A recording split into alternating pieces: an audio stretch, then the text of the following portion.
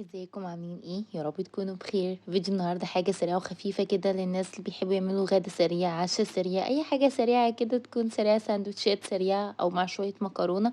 حاجه سريعه كده وحرفيا تحفه، متاخدش وقت خالص وجميل قوي. لو كنتم جداد في القناه ما تنسوش تعملوا لايك للفيديو واشتراك للقناه. انا ورده اشرف، يلا نبتدي. في طاسة على النار هحطها على النار بقى كده واحط فيها شوية زيت، وانزل عليها بصلة تقريبا او بصلتين متوسطين، يعني يا بصلة كبيرة متقطعة مكعبات او شرايح، او بصلتين متوسطين متقطعين حسب الشكل اللي انتي عايزاه. يعني في الاكل في ناس بتحبها شرايح زي حلقات كده، وفي ناس بتحبها مكعبات، انا حبيت اعملها مكعبات.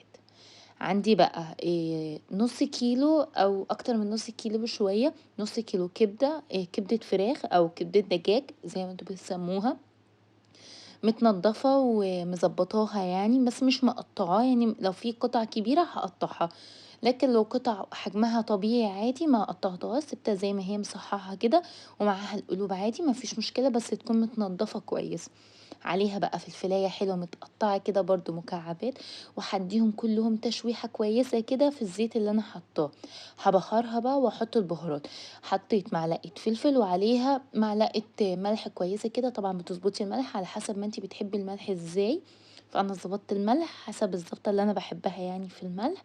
واديهم تقليبة بقى كويسة كده مع بعض عشان يتشوحوا يعني، والمكونات عندي كلها تاخد التشويحة والتشميع بتاعت الزيت. في ناس بتكتفي يعني بشوية زيت ويسووا الكبدة، أنا باحب الصراحة اطمئنانا إن أنا أبقى متأكدة إن الكبدة بتاعتي مستوية، بانزل عليها بكوباية مَيّة بتكون سخنة مش ما تكونش باردة، عشان ما ياخدش وقت في السوا. فبانزل عليها بكوباية مَيّة وأقوم مغطياها واسيبهم تقريبًا 10 دقايق علشان يغلوا كده ويستووا مع بعضيهم. بعد 10 دقايق بارفع الغطا بتاعي، وطبعًا أكون مغطياها علشان ما تفضلش تطلّع في بخار وتنشف مني على الفاضي، والاقيها بقى كده اقعد اديها تقليبه كده وتشويحه لغايه ما الاقي الميه بتاعتي عندي تكون اتبخرت خالص، ما بقاش فيه ميه، ما بقاش عندي غير شويه الزيت اللي انا كنت حطاهم في اول الفيديو، يعني في اول وصفه بتاعتك هما شويه الزيت اللي كنا حاطينهم في الاول. ولو حسيتي ان الزيت بدأ يروح منك زودي شويه زيت صغيرين. الاكله دي بتبقى حلوه لما بيبقى متشوحه كده حلو بالزيت. هنا كان الزيت عندي لقيته قليل شوية، فحطيت شوية زيت صغيرين كده علشان بقى اديها التشويحة الأخيرة ديت، علشان خلاص بقى كده نحطهم في السندوتشات. وبألف هنا عليكم يا رب. أتمنى تعجبكم، ومتنسوش اللايك والفيديو لو الوصفة عجبتكم. بنجيب بقى العيش البلدي بيكون مدور كده، بنقوم مدخلينه في بعضه علشان يبقى كأنه نص رغيف بس يشيل معايا.